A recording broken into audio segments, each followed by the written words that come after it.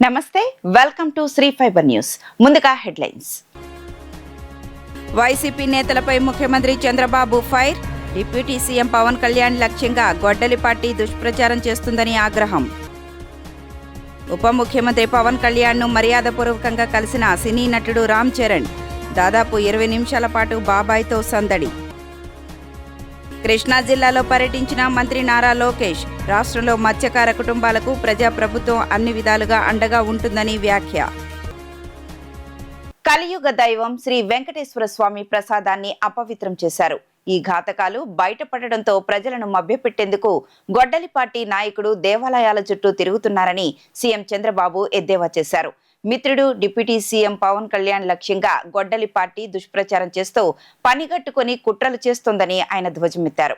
Jonnagiri gold ప్రాజెక్టును CM Chandrababu ప్రారంభించిన అనంతరం ఆయన సభలో మాట్లాడుతూ విజయవాడ సాయికృష్ణ అదృశ్యం ఘటనలో కులాలు ఆపాదిస్తూ విషం చిమ్ముతున్నారని, అన్ని ఘటనలకు కులం రంగు పూసి రెచ్చగొడుతున్నారని అన్నారు. గొడ్డలి పార్టీ అధికారంలో ఉండగా ఒక డిఎస్సి కూడా వేయలేదని, ఒక టీచర్ పోస్టు కూడా భర్తీ చేయలేదని ఆరోపించారు. కూటమి ప్రభుత్వం ఎన్నికల్లో ఇచ్చిన హామీకి కట్టుబడి మెగా డిఎస్సితో 16,500 మంది నిరుద్యోగ యువతకు ఉపాధ్యాయ ఉద్యోగాలు ఇచ్చామని చెప్పారు. ఉద్యోగం వచ్చిన యువత సంతోషంతో ఉంటే ఏడాది తరువాత పేపర్ లీక్ అయిందని ఒకసారి, పోస్టులు ఇవ్వలేదని మరోసారి దుష్ప్రచారం కుట్రలకు గొడ్డలి పార్టీ తెర తీసిందని తెలిపారు. టీచర్ పోస్టుల భర్తీపై మంత్రి లోకేష్ సవాల్ విసిరితే తోక ముడిచారు. హామీ ఇవ్వకపోయినా 10,800 మంది ఉద్యోగులకు సిపిఎస్ నుంచి పాత పెన్షన్ స్కీమ్కు తీసుకొచ్చాం. సీమకు సాగునీటి ప్రాజెక్టులు తెచ్చింది, ఫ్యాక్షన్ను అంతం చేసింది టీడీపీ. మరి సీమ ప్రజలకు గొడ్డలి పార్టీ చేసిందేమిటి? రాయలసీమ లిఫ్ట్కు వారి పాలనలోనే ఎన్జీటీ స్టే ఇస్తే ఆ స్టే వేకెట్ చేయించలేని వ్యక్తులు సీమ లిఫ్ట్ను గురించి మాట్లాడుతున్నారన్నారు. ఒక్క ప్రాజెక్టు కూడా పూర్తి చేయలేని వాళ్లు సీమ గురించి మాట్లాడుతున్నారని అన్నారు. తుంగభద్ర గేట్ కొట్టుకుపోతే కర్ణాటక ప్రభుత్వంతో మాట్లాడి యుద్ధ ప్రాతిపదికన మరమ్మతులు చేయించాం. నేడు కర్ణాటక, తెలంగాణ ముఖ్యమంత్రులతో కలిసి తుంగభద్ర గేట్లను ప్రారంభిస్తున్నాం.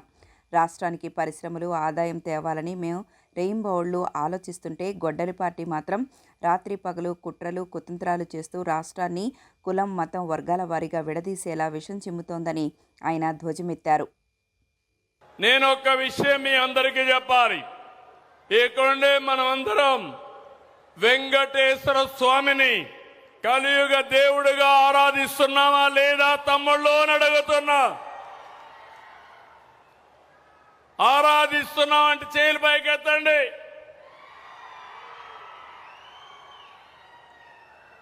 అలాంటి దేవుడికి అపచారం జరిగితే అలాంటి వాళ్ళని శిక్షించే బాధ్యత మన పైన ఉందా లేదా అని మిమ్మల్ని అడుగుతున్నా.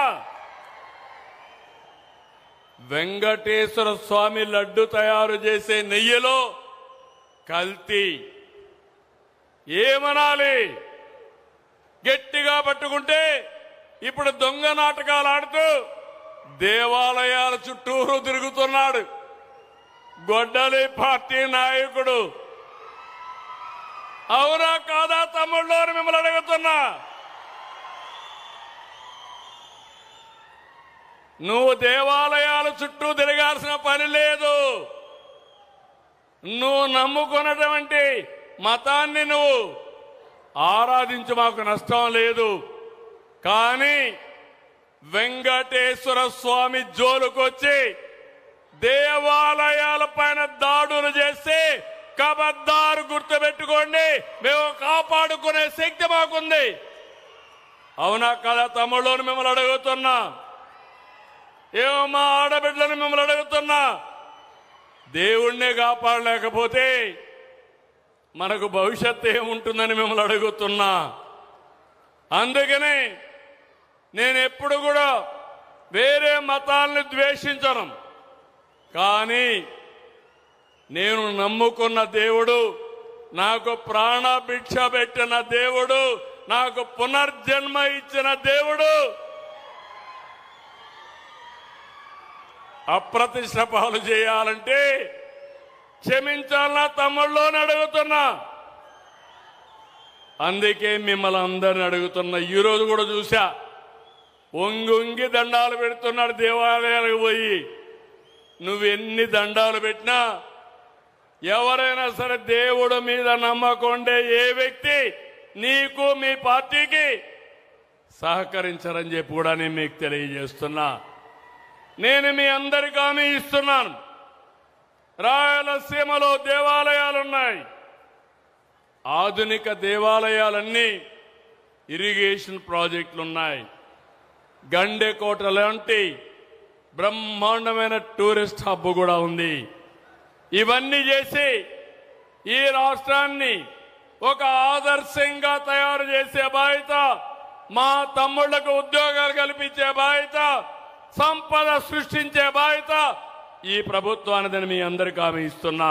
ఉప ముఖ్యమంత్రి పవన్ కళ్యాణ్ ను సినీ నటుడు రామ్ చరణ్ గుంటూరు జిల్లా మంగళగిరిలోని జనసేన పార్టీ కేంద్ర కార్యాలయంలో మర్యాదపూర్వకంగా కలిశారు. అమరావతిలోని ఆంధ్ర క్రికెట్ అసోసియేషన్ కు చెందిన అంతర్జాతీయ క్రికెట్ స్టేడియంలో జరుగుతున్న ఆంధ్ర ప్రీమియర్ లీగ్ కార్యక్రమానికి రామ్ చరణ్ హాజరయ్యారు. ఈ సందర్భంగా జనసేన కార్యాలయానికి వచ్చి దాదాపు 20 నిమిషాల పాటు బాబాయ్తో సమయం గడిపారు. ఇద్దరు కార్యాలయం ప్రాంగణంలో తిరుగుతూ మాట్లాడుకున్నారు. పార్టీ కొత్త కార్యాలయ భవనాన్ని చూశారు. రాష్ట్రంలో మత్స్యకార కుటుంబాలకు ప్రజాప్రభుత్వం అన్ని విధాలా అండగా ఉంటుందని విద్యా ఐటీ శాఖల మంత్రి నారా లోకేష్ భరోసా ఇచ్చారు. కుటుంబానికి నెలకు 20,000 వరకు సంపాదన ఉంటుందని, గ్రామంలో 300 మంది వరకు మత్స్యకారులు ఉన్నారని చెప్పారు. తమ గ్రామంలో ప్రస్తుతం రిజిస్టర్ అయిన చిన్న బోట్లు 60, పెద్ద బోట్లు 15 వరకు ఉన్నాయని ఆయన వివరించారు. కృష్ణా జిల్లా పర్యటనలో భాగంగా అవనిగడ్డ మండలం పులిగడ్డ పల్లెపాలెంలోని మత్స్యకార కుటుంబాలతో నారా లోకేష్ ఆత్మీయ సమావేశం నిర్వహించారు. ఈ సందర్భంగా పులిగడ్డ పల్లెపాలెంలోని నాయుడు వెంకటేశ్వరరావు, ఆయన సతీమణి మౌనిక, సింగోతు సుధీర్, సతీమణి శివపార్వతితో పాటు ఎస్ నరసింహస్వామి, కె మసేన్ రావులతో మాట్లాడారు. ఈ సందర్భంగా పులిగడ్డలోని మత్స్యకార కుటుంబాలతో కలిసి వేణిపాయలో మంత్రి నారా లోకేష్ స్వయంగా పడవలో ప్రయాణించారు. మత్స్యకారుల జీవన స్థితిగతులను మంత్రి ప్రత్యక్షంగా పరిశీలించారు. బోట్ల తయారీ, వినియోగం, చేపల వేట, అమ్మకం, ఆదాయం, కుటుంబ స్థితిగతులు, సమస్యలు అడిగి తెలుసుకున్నారు. చేపల వేట నిషేధ సమయంలో ప్రజాప్రభుత్వం అందిస్తున్న మత్స్యకార భరోసాపైన మంత్రి ఆరా తీశారు. చిన్న పడవల కొనుగోలుకు ఒక్కో పడవకు 2,50,000, పెద్ద పడవకు 7,50,000 వరకు వ్యయం అవుతుందని మత్స్యకారులు మంత్రికి వివరించారు. ఇక్కడ పెద్ద బోట్లు నడవని, చిన్న బోట్లను మాత్రమే వినియోగిస్తామని మత్స్యకారులు తెలిపారు. నెల్లూరులో బోట్లు తయారీ ఉందని వివరించారు. ఉదయం 2 నుంచి 3 గంటల సమయంలో చేపల వేటకు బయలుదేరి 9 గంటలకు తిరిగి వస్తామని మంత్రి లోకేష్తో అన్నారు. వలల్లో 15 రకాలు ఉంటాయని, వలలో పడిన చేపలను స్థానిక కంపెనీలకు విక్రయిస్తామని అన్నారు. ఇప్పుడు ఈ వృత్తిపైన మీకు ఎంత ఆదాయం వస్తుందమ్మా? నెలకు వచ్చి 20,000 వరకు వచ్చి 1,000-1,500 వస్తే మాకు బాగా వచ్చినట్టు సార్. 1,000-1,500 లేదంటే ఒట్టి చేతులతో రావాలి సార్. ఆయిల్ డబ్బులు కూడా మేము పొద్దున్న లేచి 4 బయలుదేరితే శుభ్రం చేసుకుని బయలుదేరితే మార్నింగ్ వచ్చేసరికి 9-10 వచ్చేస్తారు. పొద్దున వెళ్ళి మళ్ళీ సాయంత్రం పోతే ఎన్నింటికి వెళ్తారు? మళ్ళీ సాయంత్రం 4-5 వెళ్తాం బయలుదేరి. మళ్ళీ వెళ్ళి వాళ్ళని నీట్ గా రేవులో వచ్చేసి రేవులు వేసేసి వచ్చేస్తాం. మళ్ళీ రాత్రి వెళ్ళేసి రేవులు వేసి వచ్చేస్తారు. పొద్దున్న మళ్ళీ పడతారు. మళ్ళీ పొద్దున్నే పడతాం. పొద్దున్న సరుకు తెచ్చుకుంటారు. అండ్ ఇప్పుడు ఈ నెట్లు ఎన్ని రోజులకు ఒకసారి మార్చాల్సి వస్తుంది మీకు? వాళ్ళు ఉన్నాయి కదా, అవి సంవత్సరం మార్చుకోవాలి. సంవత్సరం అంటే బాగా వాడితే 3 నెలలకి అలా అయిపోతాయి సార్. మామూలుగా సంవత్సరానికి మార్చుకున్నాం. ఇటువరకు మన తెలుగుదేశం ప్రభుత్వం ఉన్నప్పుడు సార్ మనకి సబ్సిడీ వచ్చేది సార్.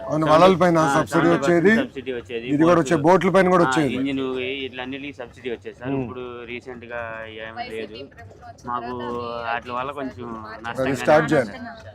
అంటే మనం ఏం చేయాలంటే యాక్చువల్లీ బోట్స్, మన తమ్ముడు అన్నాడు అంటే అడిగా బోట్ ఎంత అవుతుంది, ఇది పెద్దది, అది అక్కడ చిన్న బోట్లు కూడా ఉన్నాయి, అది సుమారుగా 2 నుంచి 2.5 లక్షలు అదే అవుతుంది. ఇది ఎంత అవుతుంది? ఇది వచ్చేసరికి 7.5 లక్షలు, 7.5 లక్షలు. ఇప్పుడు ఎంతమంది ఈ పెద్ద బోట్ పైన ఆధారపడగలుగుతారు? ఈ పెద్ద బోట్ మీద 20 మంది దాకా, 6 అంటే 6 కుటుంబాలు. ఇప్పుడు ఇలాంటి బోట్ కొనాలంటే 6 కలిసి కొంటారమ్మా, లేదంటే ఇట్లా ఒకరు కొని అద్దెకు తీసుకుంటారు? ఇప్పుడు ఇంత బోటు కొనాలంటే ఓనర్స్ 5 ఉండాల్సింది సార్. 5 ఉండాల్సింది, 5 మెయింటైన్ చేయాల్సింది. ఇప్పుడు ఆ చిన్న బోట్స్ అయితే మనకు ఒక ఓనర్ మెయింటైన్ చేయగలడు. అంటే ఒక కుటుంబానికి ఒక బోట్ సరిపోయింది. అది ఇదంటే ఇంత బోట్ని మెయింటైన్ చేయాలంటే చేయలేము. అంటే సో 5 అంటే కావాలి. వీటి మీద ఉన్న పెట్టుబడి ఎక్కువైపోతుంది సార్. అదే 7 లక్షలు ఇది బోట్ కొంటాము, 10 మళ్ళీ లక్షలు మీకు అవుతాయి. వల్ల 10 లక్షలు అవుతుందా అవుతాయి సార్. ఈ సంవత్సరంలో? ఆ, వల్ల 10 లక్షలు, బోట్ 7 లక్షలు, ఆ. 17 లక్షలు. మళ్ళీ మనకు వచ్చే వేటగాళ్ళు ఉంటారు కదా కళాశాలు, వాళ్ళకంటూ పెట్టుబడి అనేది మళ్ళీ వాళ్ళకి అంటే వాళ్ళ కుటుంబానికి ముందు మనం ఏమన్నా ఆధారం చూపించాలి కదా. అంటే మనం నమ్ముకునే వాళ్ళు ప్రతిరోజు వేటకు వస్తున్నారంటే ఒక రోజు పడవచ్చు, ఒక రోజు పడకపోవచ్చు. పడ్డ రోజు వాళ్ళు పడ్డ సొమ్ము తీసుకెళ్తారు, పడని రోజు మనం వాళ్ళకి రిటర్న్ మళ్ళీ ఎంతో కొంత పెట్టుబడి పెట్టాల్సిందే. అది మనకి మళ్ళీ ఎక్కువగా పడిన రోజు మనకి ఇచ్చేస్తారు, కానీ మనం ముందు మనకం వాళ్ళకి పెట్టుబడి పెట్టాలి. అలా ఇవన్నీ మెయింటైన్ చేయాలంటే ఒక పెద్ద బోట్ని మనం 5 కుటుంబాలు, కనీసం 3-4 కుటుంబాలు కనీసం 3-4 కుటుంబాలు మెయింటైన్ చేయగలరు సార్. ఇప్పుడు మామూలుగా అంటే వలల్లోనే చాలా టైప్స్ ఆఫ్ వలలు ఉన్నాయి. అవును, చాలా రకాలు ఉంటాయి. ఒక రకం అంటే అదొక రకం సార్. ఎన్ని రకాలు ఉంటాయి? 10-15 రకాలు ఇక్కడ మన గ్రామంలో 10-15 రకాలు వాడతారా? వాడతారు సార్. రాష్ట్రంలో స్థానిక సంస్థల ఎన్నికల్లో 34% రిజర్వేషన్ కు కృషి చేస్తామని బీసీ సంక్షేమ శాఖ మంత్రి సవిత తెలిపారు. 500 కోట్ల సాస్కీ నిధులతో ఎంజేపీ గురుకులాలకు శాశ్వత భవనాలు నిర్మించనున్నట్లు చెప్పారు. కొత్తగా మరో 10 బీసీ గురుకులాలను ఏర్పాటు చేస్తామన్నారు. సచివాలయంలో ఏర్పాటు చేసిన విలేకరుల సమావేశంలో మంత్రి సవిత మాట్లాడుతూ 1000 కోట్లతో ఆదరణ 3.0 పథకాన్ని అమలు చేయబోతున్నామని, ఈ పథకం ద్వారా ఆధునిక పరికరాలు అందజేసి బీసీలను వ్యాపారవేత్తలుగా తీర్చిదిద్దనున్నామని తెలిపారు. దేశంలోనే తొలిసారిగా బీసీల ఆత్మగౌరవాన్ని నిలిపేలా బీసీ చట్టాన్ని రూపొందిస్తున్నామన్నారు. చంద్రబాబు హయాంలోనే కాపులకు మేలు జరిగిందని సవిత తెలిపారు. 2014-19 మధ్య 13 జిల్లా స్థాయి కాపు భవనాల నిర్మాణాలకు నిధులు మంజూరు చేశారన్నారు. తర్వాత అధికారంలోకి వచ్చిన జగన్ వాటిలో 9 భవనాలను 487 మినీ కాపు భవనాలు రద్దు చేశారన్నారు. సీఎం చంద్రబాబు కాపులకు 5% ఈడబ్ల్యూఎస్ రిజర్వేషన్లు ఇచ్చారని, జగన్ ఆ రిజర్వేషన్లను కూడా రద్దు చేశారని మంత్రి తెలిపారు. ఈ 2 సంవత్సరాల్లో బీసీలను హక్కున చేర్చుకున్నాం, అదేవిధంగా బీసీలకు పెద్దపీట వేశామన్న విషయం కూడా మీకు అందరికీ తెలియజేస్తూ, మరి మీడియా సోదరులందరికీ కూడా పేరు పేరున నమస్కారాలు కూడా తెలియజేస్తూ, మరి బీసీ సంక్షేమ శాఖలో ఈ 2 ఏళ్ల అభివృద్ధి కార్యక్రమాలు మీ ముందు తెలియజేస్తూ, మరి బీసీలు సమాజానికి, బీసీలంటే బ్యాక్వర్డ్ కాదు, బీసీలంటే ఈ రాష్ట్రానికి బ్యాక్ బోన్గా తయారు కావాలనే ఆలోచనలో వారికి పునాదులు వేస్తున్నామన్న విషయం కూడా తెలియజేస్తూ, మరి అదేవిధంగా కూటమి ప్రభుత్వం అధికారంలోకి వచ్చిన తర్వాత మొట్టమొదటి బడ్జెట్ కూడా 39,000 కోట్లు కేటాయించారు.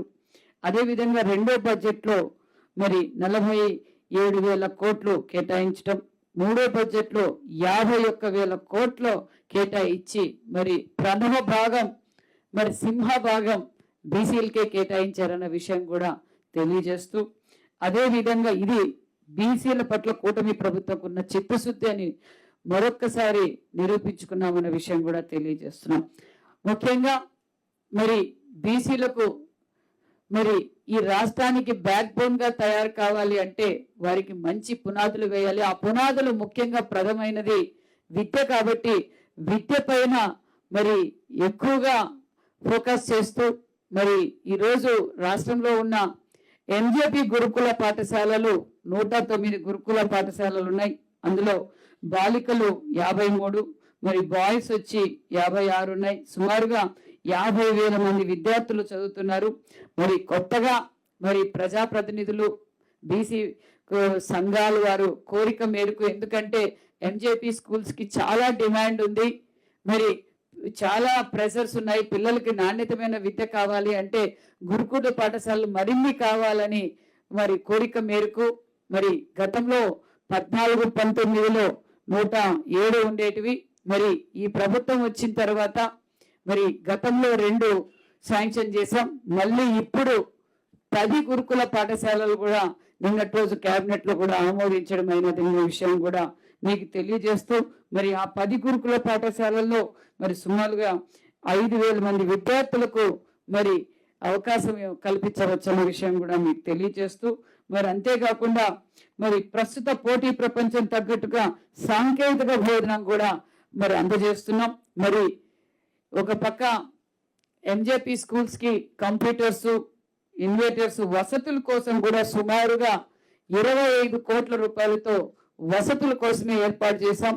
మరి ఆర్ఓ ప్లాంట్లు, ఇన్వర్టర్స్, మరి వంట సామాగ్రి, ఇతర వసతుల కోసం 25 కోట్ల రూపాయలతో మరి వసతులు కూడా ఏర్పాటు చేశాం.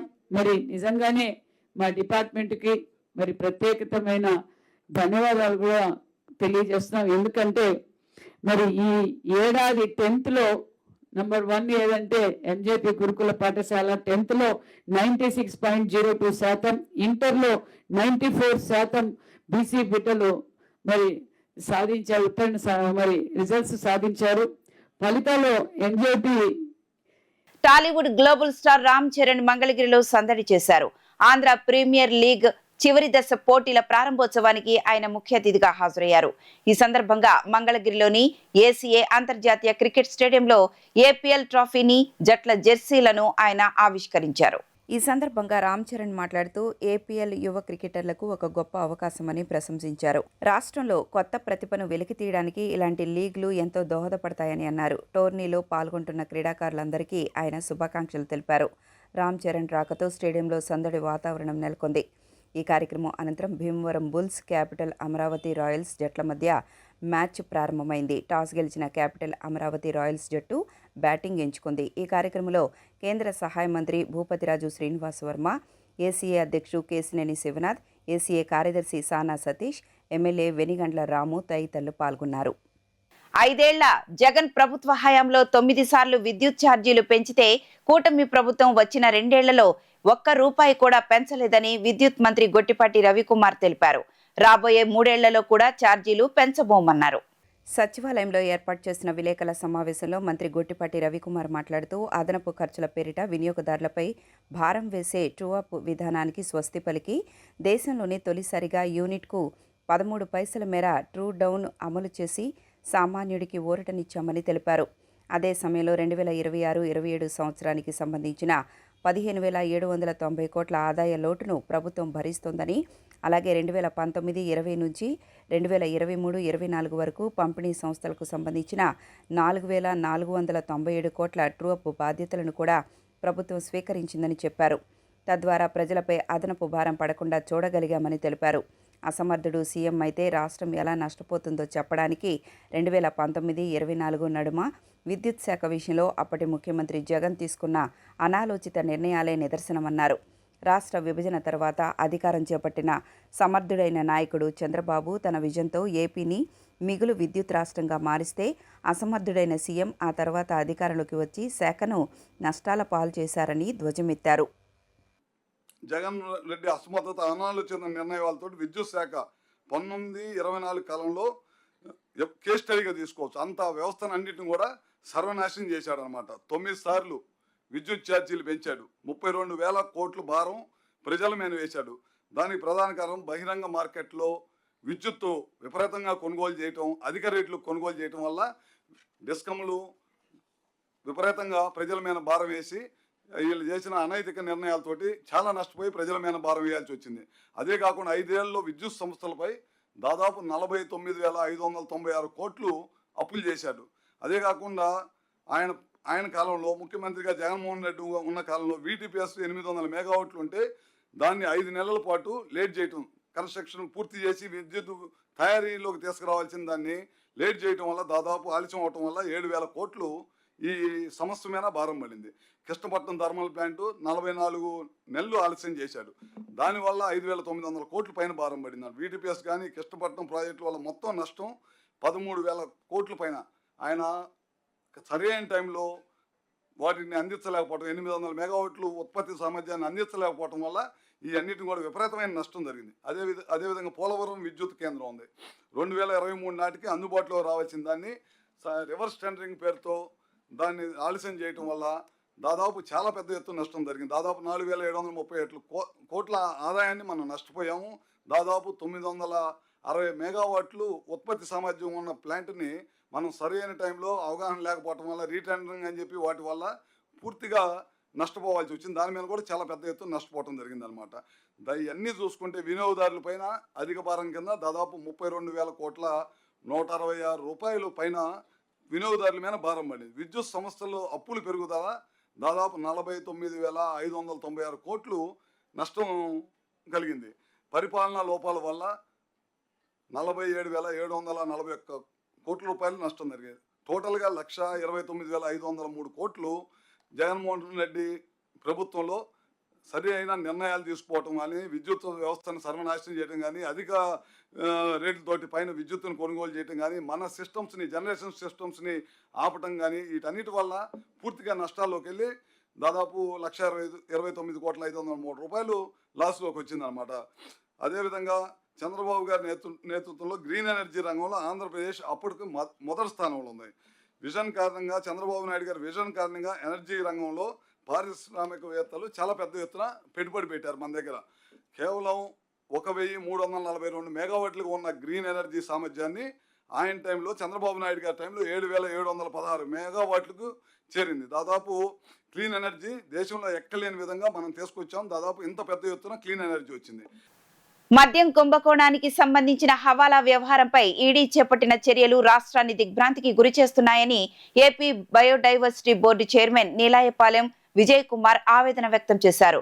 లిక్కర్ పేరుతో దోచుకున్న సొమ్ముతో జగన్ ఏకంగా ఒక హవాలా సామ్రాజ్యాన్ని నడిపారని ఆయన అన్నారు. టీడీపీ కేంద్ర కార్యాలయంలో ఏర్పాటు చేసిన విలేకరుల సమావేశంలో AP biodiversity board chairman Neelayapalem Vijay Kumar మాట్లాడుతూ ప్రజల సొమ్ముతో అక్రమార్కులు చేసిన అరాచకాలు ఒక్కొక్కటిగా వెలుగు చూస్తున్నాయని, మంత్రి కారుమూరి నాగేశ్వరరావు కొడుకు సునీల్ కుమార్ ఇంట్లో 94.5 లక్షల రోలెక్స్ వాచ్ దొరికిందంటే ఏ స్థాయిలో ప్రజల సొమ్మును దుర్వినియోగం చేశారో అర్థమవుతుందని పేర్కొన్నారు. వాచిలే ఈ రేంజ్లో ఉంటే వారు వాడే కార్లు, ఇతర వస్తువులు ఎన్ని కోట్లు విలువ చేస్తాయో అంతు చిక్కకుండా ఉందని అన్నారు. వస్తున్న అస్థిపంజం ఏంటంటే, మద్యం బాటిళ్ల సొమ్ముతో హవాలా సామ్రాజ్యం నడిపిన గొడ్డలి పార్టీ.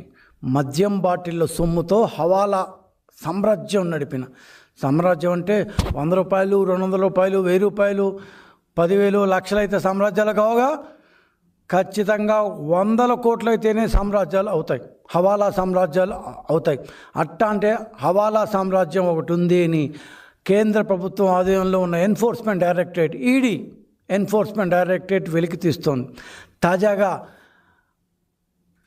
జగన్మోహన్ రెడ్డి గారికి అత్యంత దగ్గరి బంధువు, ప్రతిపాత్రుడు, చాలా దగ్గరైన మనిషి అయిన కసిరెడ్డి రాజశేఖర్ గారి అరెస్టుతో, ఆ తర్వాత కారుమూరు నాగేశ్వరరావు గారు మాజీ మంత్రి, ఆయన కొడుకు సునీల్ కుమార్ గారి అరెస్టుతో కారుమూరు నాగేశ్వరరావు గారికి కూడా నోటీస్ ఇచ్చింది ఈడీ. వీరి అరెస్టుతో ఏదైతే గత 2 సంవత్సరాలుగా సిట్ రాష్ట్ర ప్రభుత్వం ఏర్పాటు చేసిన, పోలీసులతో ఏర్పాటు చేసిన స్పెషల్ ఇన్వెస్టిగేటింగ్ టీం ఏదైతే ఇప్పటిదాకా దర్యాప్తు చేస్తుందో వాటన్నిటినీ ఖచ్చితంగా ఈ సిట్ చెప్పిందంతా కరెక్టే అంటూ నేషనల్ ఎన్ఫోర్స్మెంట్ డైరెక్టరేట్ కూడా, కేంద్ర ప్రభుత్వ ఆధీనంలో ఉన్న ఎన్ఫోర్స్మెంట్ డైరెక్టరేట్ కూడా ఇవాళ స్పష్టంగా చెప్తోంది, మద్యంలో కేవలం అక్రమాలే కాదు, హవాలా కూడా నడిచింది. అంటే ఇక్కడ డబ్బు వేరే దేశాలకు వెళ్ళి, వేరే దేశాల్లో ఇక్కడికి వచ్చి చేతులు మారి, రూట్లు మారి హవాలా నడిచింది. 1, 2, 3 కోట్లు కాదు, 100 కోట్ల హవాలా నడిచింది. సో గత వైకాపా ప్రభుత్వ హయాంలో సాగిన లూటీ, ప్రజాధనం కొల్లగొట్టడం అనే ప్రక్రియకి కేంద్ర దర్యాప్తు సంస్థ ఇవాళ సరైన నిర్వచనం చెప్పింది. ఆ ఈడీ దీంతో ముగింపు కార్డు కూడా త్వరలో పడబోతోంది. ఎందుకంటే రాష్ట్ర ప్రభుత్వం దాఖలు చేసిన సిట్ యొక్క నివేదిక ఆధారంగా పిఎంఎల్ఏ మనీ లాండరింగ్ చట్టం ఆధారంగా దర్యాప్తు చేసిన ఈడీ జూన్ 11న కసిరెడ్డి రాజశేఖర్ గారిని అరెస్ట్ చేసింది. జూన్ 18వ తేదీ కారుమూరు నాగేశ్వరరావు మాజీ మంత్రి గారి అబ్బాయిని కూడా, సునీల్ కుమార్ని అరెస్ట్ చేసింది. ఈ అరెస్టులతో వైసీపీ యొక్క హవాలా పునాదులు కదులుతున్నాయనేది స్పష్టం. ఎందుకంటే స్పష్టంగా చెప్తా అంటే, ఈడీ దాదాపు నెక్స్ట్ మనం ఇంకొక 15 మినిట్స్లో మనం మొత్తం మాట్లాడుకుందాం. లూటీ చేసిన 1000 కోట్ల సొమ్ము ఎక్కడికి పోయింది, ఎవరి దగ్గర చేరింది, ఎక్కడ పోగయ్యింది అనే దీంట్లో స్పష్టంగా ఒక అంచనాకు వచ్చింది ఈడీ అని మనకు తెలుస్తోంది. సో ఈడీ దూకుడు ఎలా ఉందంటే, గొడ్డలి పార్టీలోని మద్యం ముఠాలకు రాష్ట్ర నివేదిక ఆధారంగా రంగంలోకి దిగిన ఈడీ మనీ లాండరింగ్ గుర్తు చేస్తూ వరుస అరెస్టులకు తెరలేపడంతో గత 15 ఏళ్లుగా ప్రైవేట్ బస్సులపై పన్నుల భారం తగ్గించాలని నిరంతరం పోరాటం చేస్తున్న తమ డిమాండ్కు కూటమి ప్రభుత్వ హయాంలో ఫలితం దక్కడం ఎంతో సంతోషంగా ఉందని ప్రైవేట్ బస్సు ఆపరేటర్స్ అసోసియేషన్ అధ్యక్షుడు గౌతమ్ కిరణ్ తెలిపారు. రాష్ట్రంలోని ప్రైవేటు బస్సు యజమానులు ఎదుర్కొంటున్న సమస్యలను పరిగణలోకి తీసుకొని ట్యాక్స్ తగ్గింపు నిర్ణయం తీసుకోవడం స్వాగతించదగ్గ చర్య అని పేర్కొన్నారు. ఈ నిర్ణయంతో రవాణా రంగానికి ఊరట లభిస్తుందని, గతంలో ఎన్నోసార్లు ప్రభుత్వాల దృష్టికి తీసుకెళ్లిన అంశం ఇప్పుడు సానుకూలంగా పరిష్కారం కావడం ఆనందంగా ఉందన్నారు. తమ దీర్ఘకాల పోరాటానికి న్యాయం చేసిన కూటమి ప్రభుత్వానికి, ముఖ్యమంత్రి నేతృత్వంలోని ప్రభుత్వానికి ప్రైవేట్ బస్సు ఆపరేటర్స్ అసోసియేషన్ తరఫున ప్రత్యేక కృతజ్ఞతలు తెలియజేశారు. నేను Andhra Pradesh private bus operators association president Gautam Kiran మాట్లాడుతున్నాను. ఈరోజు మాకు చాలా సంతోషకరమైన రోజు. ఎందుకంటే మేము దాదాపు 15 సంవత్సరాలుగా ఏదైతే ట్యాక్స్ రిడక్షన్ కోసం పోరాడుతున్నామో అది ఈరోజు మా కళ సాకారమైంది. ఇంతకుముందు ఉమ్మడి ఆంధ్రప్రదేశ్ ఉండేటప్పుడు అండి, ఒక రాష్ట్రానికి మేము 3,750 రూపాయలు కట్టేవాళ్ళం ఉమ్మడి రాష్ట్రానికి. ఇప్పుడు అది 2 రాష్ట్రాలు అయిన తర్వాత 2014 నుండి ఒక్కొక్క రాష్ట్రానికి 4,000 రూపాయలు ట్యాక్స్ కడుతున్నాము. భూపరిమితి ఒకటేనైనా మేము 2 రాష్ట్రాలకి సపరేట్గా కట్టడం వల్ల మా పైన పడిన ఈ పన్ను భారం చాలా ఎక్కువైంది. అందుకని మేము కూడా వేరే దారులు చూడక తప్పలేదు. అందుకనే బయట పోవాల్సి వచ్చింది వేరే రాష్ట్రాలకి, అరుణాచల్ ప్రదేశ్, నాగాలాండ్ ఇవన్నీ.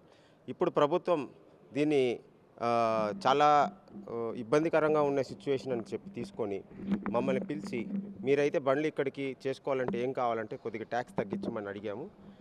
ఈ ప్రభుత్వం ఆ పని చేసి మాకు చాలా మేలు చేసింది. ఇప్పుడు 4,000 రూపాయలు ఉన్న ఈ ఆంధ్రప్రదేశ్ రాష్ట్ర రవాణా పన్ను ఇప్పుడు మాకు 2,500కే ఉండడం వల్ల మాకు కొద్దిగా వెసులుబాటు ఉందండి. ఈ ప్రభుత్వం చేసిన ఈ మంచి పనికి మేమందరం కూడా చాలా కృతజ్ఞతలుగా ఉన్నాం.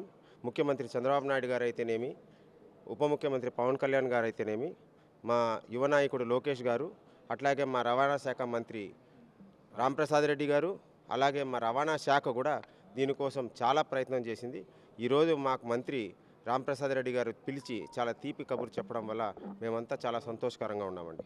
మానవ సేవే మాధవ సేవ అనే సిద్ధాంతంతో దశాబ్దాలుగా సామాజిక సేవా కార్యక్రమాలు నిర్వహిస్తూ అవసరమైన వారికి అండగా నిలుస్తున్న ఫ్రీ మిషన్స్ సేవలు ప్రశంసనీయమని ఢిల్లీ విశ్వవిద్యాలయం మాజీ ప్రొఫెసర్ చంద్రశేఖరరావు అన్నారు. కుల, మత, ప్రాంత భేదాలకు అతీతంగా సోదర భావం, మానవత్వం, సేవా సహృదయాన్ని పెంపొందించడంలో ఫ్రీ మిషన్స్ కీలక పాత్ర పోషిస్తుందని ఆయన పేర్కొన్నారు. భావితరాల్లో సామాజిక బాధ్యతను పెంపొందించే లక్ష్యంతో ఫ్రీ మిషన్స్ చేపడుతున్న కార్యక్రమాలు మరింత విస్తరించాలని ఆయన ఆకాంక్షించారు. Lodge Burrows range number 87, lodge Burrows Kanakadurga number 331, lodge Amaravati number 466, lodge colonel Chaudhary number 201 సంయుక్త ఆధ్వర్యంలో యూనివర్సల్ బ్రదర్హుడ్ డే వేడుకలను ఘనంగా నిర్వహించారు. విజయవాడ పూర్ణానందంపేటలోని ఫ్రీ మేసన్స్ హాల్లో జరిగిన ఈ కార్యక్రమం మానవత్వం, సోదరభావం, సేవాస్ఫూర్తికి ప్రతీకగా నిలిచింది. ఈ సందర్భంగా నిర్వహించిన సభలో ఢిల్లీ విశ్వవిద్యాలయం మాజీ ప్రొఫెసర్ చంద్రశేఖరరావు, జేఎమ్మ eye hospital medical director doctor PJP Srinivas ముఖ్య అతిథులుగా హాజరయ్యారు. ఈ సందర్భంగా వారు మాట్లాడుతూ ఫ్రీ మేసన్స్ సంస్థ ప్రపంచవ్యాప్తంగా మానవతా విలువలను చాటుతూ విద్య, వైద్యం, సామాజిక సంక్షేమ రంగాల్లో విశేష సేవలు అందిస్తోందని వారు పేర్కొన్నారు. సమాజంలో ఐక్యత, సోదరభావం, పరస్పర సహకారాన్ని పెంపొందించడమే యూనివర్సల్ బ్రదర్హుడ్ డే నిర్వహణ వెనుక ఉన్న ప్రధాన ఉద్దేశ్యమని తెలిపారు. ఈ సందర్భంగా సంస్థ చేపట్టిన సేవా కార్యక్రమాలు, సామాజిక కార్యక్రమాలపై ప్రత్యేకంగా వివరించారు. సేవా కార్యక్రమాల ద్వారా సమాజానికి మరింత చేరువ కావాలని, యువత కూడా మానవతా విలువలను అలవర్చుకోవాలని పిలుపునిచ్చారు. కార్యక్రమంలో పాల్గొన్న వర్చువల్ బ్రదర్ లక్ష్మీనారాయణ, పిళ్ళా రవి, పిళ్ళా శ్రీనివాసరావు తదితరులు మాట్లాడుతూ యూనివర్సల్ బ్రదర్స్ హుడ్ డే వేడుకల ప్రాధాన్యతను వివరించారు. క్లబ్ ద్వారా నిర్వహిస్తున్న సామాజిక సేవా కార్యక్రమాల గురించి తెలియజేశారు. ఈ సందర్భంగా పలు స్వచ్ఛంద సంస్థలకు ఆర్థిక సాయం అందజేశారు. ఈ వేడుకల్లో virtual brothers PNS Kiran Kumar, Lingipilli Ramakrishna, Mallikarjuna Rao, ఇంకా ఫ్రీ మేసన్స్ వివిధ లాడ్జిల ప్రతినిధులు, సభ్యులు, ప్రముఖులు, సామాజిక కార్యకర్తలు పెద్ద సంఖ్యలో పాల్గొన్నారు. అందరికీ నమస్కారం. ఈరోజు యూనివర్సల్ బ్రదర్హుడ్ డే. ఈ సందర్భంగా నన్ను ఇక్కడికి ఇన్వైట్ చేసినందుకు, నేను ఇక్కడ వచ్చి చీఫ్ గెస్ట్గా పార్టిసిపేట్ చేసినందుకు చాలా చాలా ఆనందంగా ఉంది. ఇక్కడ ఈ ఫ్రీ మేసనరీస్ అంతా అమోఘమైన సేవ చేస్తున్నారు సమాజానికి వివిధ రూపాల. ఇది కూడా చాలా ఎంకరేజింగ్ అందరికీను. ఇవాళ మేము అందరి స్పీచ్లో ఏంటంటే ఇది సుమారుగా 300 సంవత్సరాల నుంచి ఉన్న బిల్డింగ్ ఇది. దీన్ని ఇలా మెయింటైన్ చేసుకుంటూ సేవా కార్యక్రమాలు కంటిన్యూ చేసుకుంటూ వెళ్ళటం అనేది చాలా అద్భుతం. మేము ఇలాగే వీరికి ఏమైనా మా ద్వారా ఎటువంటి సేవగా అవకాశం ఇచ్చినా మేము చేయడానికి రెడీగా ఉన్నాము. ఇది అతి ప్రయోజనకరమైన విషయం సమాజానికి. So thank you very much. Thank you. వార్తలు ముగించే ముందు హెడ్లైన్స్ మరొకసారి. వైసీపీ నేతలపై ముఖ్యమంత్రి Chandrababu fire. Deputy CM Pawan Kalyan లక్ష్యంగా గొడ్డలి పార్టీ దుష్ప్రచారం చేస్తుందని ఆగ్రహం. ఉప ముఖ్యమంత్రి పవన్ కళ్యాణ్ను మర్యాదపూర్వకంగా కలిసిన సినీ నటుడు రామ్ చరణ్. దాదాపు 20 నిమిషాల పాటు బాబాయ్తో సందడి. కృష్ణా జిల్లాలో పర్యటించిన మంత్రి నారా లోకేష్. రాష్ట్రంలో మత్స్యకార కుటుంబాలకు ప్రజాప్రభుత్వం అన్ని విధాలుగా అండగా ఉంటుందని వ్యాఖ్య. ఈ వార్తలు ఇంతటితో సమాప్తం. నమస్కారం.